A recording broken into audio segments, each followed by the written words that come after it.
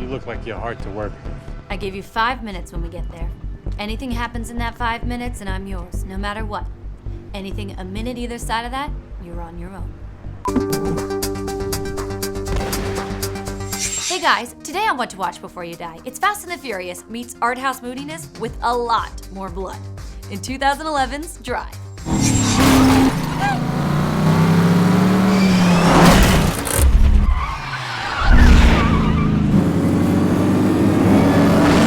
Starring Ryan Gosling in one of his I'm not just really pretty, I can also brood roles, director Nicholas Wending Refn's Drive chronicles Gosling as the driver who accidentally finds himself involved in a heist that's over his head. And of course, it all started with a really cute girl. Here's what to watch. Do you remember this?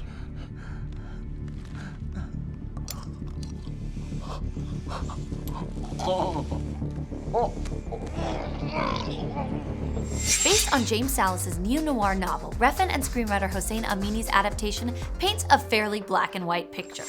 After reading the novel, Amini said he found it, quote, very short, dark, almost like a poem. There was a subplot of Driver and the mob coming after him, but that was a very small part of the whole thing. We meet the nameless Driver and really learn nothing about him, other than he's a getaway driver, a stuntman, and a mechanic. He's definitely the good guy, or the silent superhero, if you will. And apparently that's all the information we need. Don't bother waiting for more answers or a backstory, because you're not gonna get it. Seems that way. Producer Mark Platt, who we know from Scott Pilgrim vs. the World and Wanted, said it's important to note that the driver is a simple guy that lives by a simple code. I don't sit in while you're running it down. I don't carry a gun. I drive. It's only when he meets a girl and breaks his code that everything turns sour. The driver is a man of principle, with a clear idea of right and wrong. He doesn't actually get involved with the dirty work, giving his clients exactly 5 minutes to do the job. He's only there to get them out of there.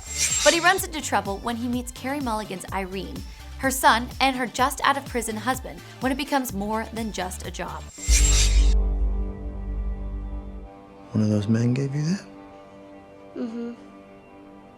He told me not to lose it. The movie plays out like a flashy music video. Actually, if you watched it without the audio, you'd probably be able to follow along and figure out exactly what's happening because, well, not much happens. This is not your typical thriller with a dense narrative full of plot twists and turns. Instead, Drive does a unique job of making a far-fetched and fanciful story feel really real. And that only adds to how visceral and unsettling this movie is as a whole.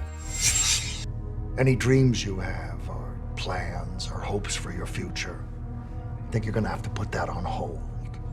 Refn says he thinks it's because of his dyslexia that, quote, images were always my understanding of storytelling. I'm always trying to tell a story as visually as possible because that's how I enjoyed stories. There's no questioning that Drive is a visually stunning, almost mesmerizing film. Gosling's strong silent type performance reminds us that the best actors barely need to talk at all. With a subtle smirk or powerful glance, Gosling communicates a whole range of emotion through body language and expression alone. Is that dangerous?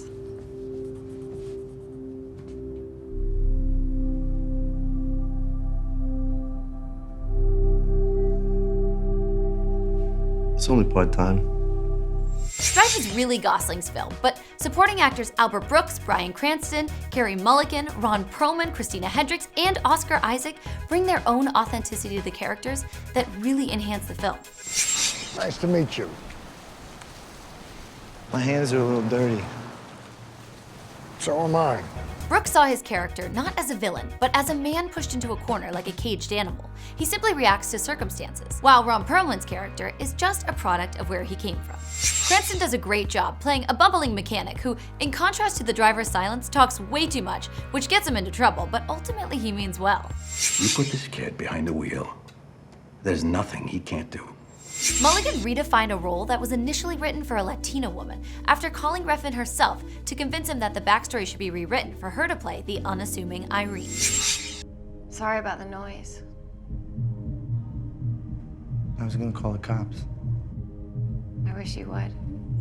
And Oscar Isaac said the film and working with Refn, who apparently is really collaborative with his actors, was a completely unique experience.